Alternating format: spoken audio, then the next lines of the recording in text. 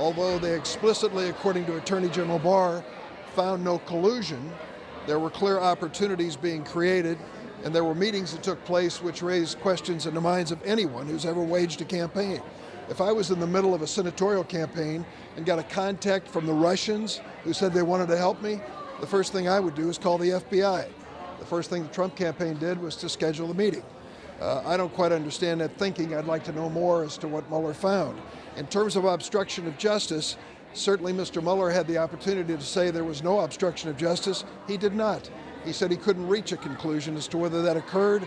There were incidents which he cited, but didn't conclude that they related to obstruction of justice. He left that as an open question. That question is now open for the American people to conclude.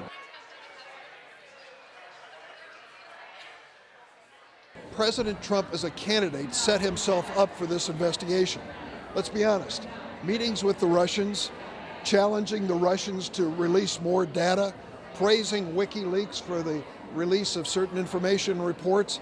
This was an invitation for people to conclude that the president had some sort of at least contact, if not influence, on the Russian activity. So it should be no surprise that Robert Mueller started this investigation. Other than the Russians were setting out to impact our election, they believe that the election of Donald Trump was in their best interest, and they were trying to find ways to help the Trump campaign. That's a reality. No one is disputing that. The involvement of the Trump campaign is obviously the subject of this report. All of us need to read it carefully. I'm lucky to have a partner in that effort out in Washington, D.C. Don't forget, there are investigations underway in 4 or 5 other jurisdictions about the president and his campaign. This is only the one we paid closest attention to because it was center stage, but others are equally important.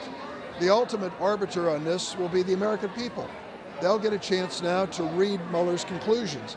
Those parts that are redacted, I think, should be open to the American people. I think we ought to see it in its entirety. Oh, well, I've got a legislative agenda. Let me tell you the bills that I'd like to see.